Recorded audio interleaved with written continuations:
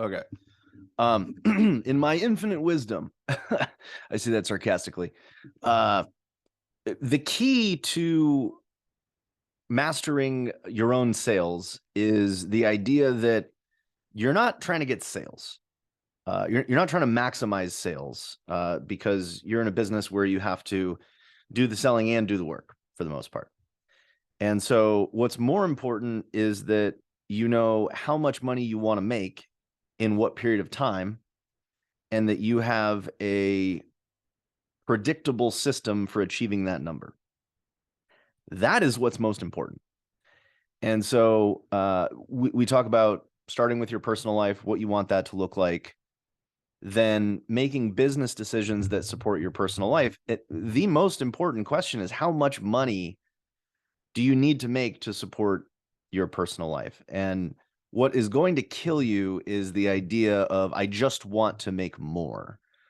That will not lead to balance. The other areas of contribution will get all thrown out of whack.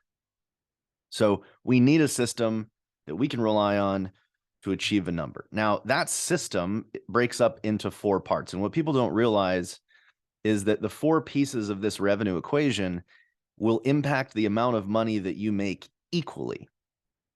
So if you want to double revenue, you can do it through getting double the deals, or you can get it through cutting the time to close in half. People don't realize that. And so focus on a quarterly basis. Your quarterly planning should involve looking at the current process, looking at the current sales system you have, and identifying the areas of greatest opportunity. I think about which one is going to be easiest.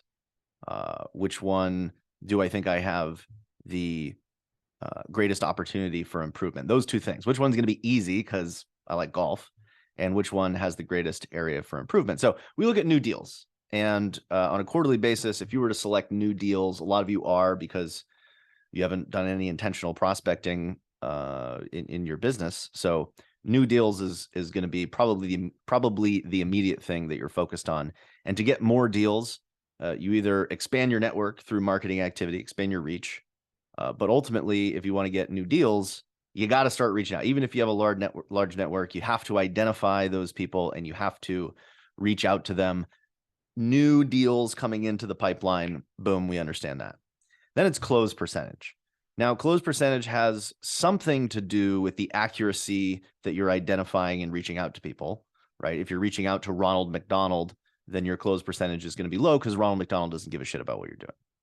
So your ability to focus and have that product market fit, your profile, your personal brand aligns with the exact things that your ideal target is thinking about, that's going to impact your close percentage. But it's also just like good old fashioned sales skills. I say a lot that, if you're coming out of the agency world, or even a lot of people coming out of companies, they've never sold anything in their lives. What they've done is they've participated in a buying process. A client has come to them and said, I want to buy this. What's your price? That's not selling. That's vending. And so when you're selling strategy, it's this process of helping people arrive at what's most important, mapping your solution to their problems, overcoming challenges. It's a skill, right? So we might need some good old-fashioned sales coaching. And I'm not that guy, okay? I'm not a sales coach. I am but a student of many sales coaches, and I just repeat what they say and practice the shit out of it. Cool. Deal size is the other one. Now, for everyone that I meet, aside from one person, his name is Steve Lashansky, who I think prices properly. He's the one person I think prices his strategic services properly. You can raise your prices tomorrow. Okay. Now deal size kind of breaks up into a bunch of different things, right? What is the cost? That's your revenue. What are your expenses that should be factored into it? These sorts of things, right? But the deal size is how large is that deal? What is the impact on your personal income of that particular deal? And if we just raise the price, that takes no effort. So I think that is probably the easiest area of opportunity. And you have to look at things like you're at a certain point, you might need to change your target market slightly, which may impact your close percentage. But ultimately, I'd raise your prices tomorrow.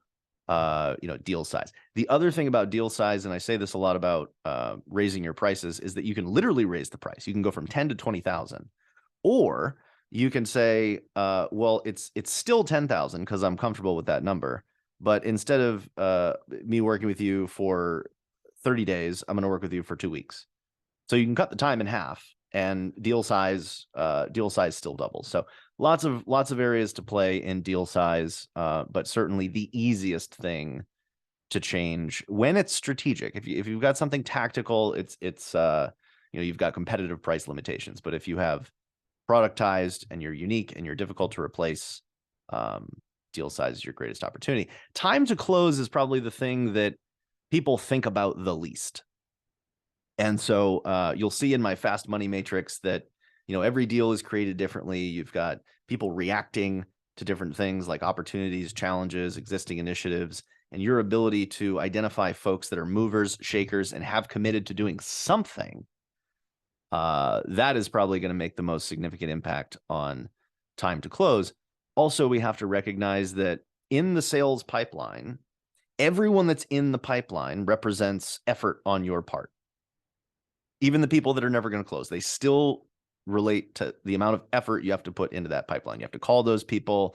When you're looking for the people that are going to close, you have to sift through all the ones that are never going to close. So a no is just as good, if not better, than a yes. And I would really challenge you to hold yourself to a number when it comes to time to close no. Everyone looks at, well, how much time did it take to close that deal? Yes. How much time did it take to win that deal? I think it's equally relevant to look at how much time it takes for you to say, this person's never going to buy from me. I'm out, throw it in the trash can I keep right here. So moral of the story is, in your sales planning, in the quarterly planning in the sales section, you should really start with this. And identifying which area you're going to focus on is really going to help you tailor down your the activity that you're going to focus on. Am I going to innovate so that I can close more? Am I going to focus on some upskilling myself in sales so that I can improve my time to close? Am I going to launch a new book to increase my exposure because I need more deals? Am I going to innovate my product so that I can get the same results in half the time? And that'll make sure that you're really focused on a quarterly basis. And again, it's not about more sales. You have to start with how much money you want to make and consistently improve the system for making that number. Yahoo! Cheers.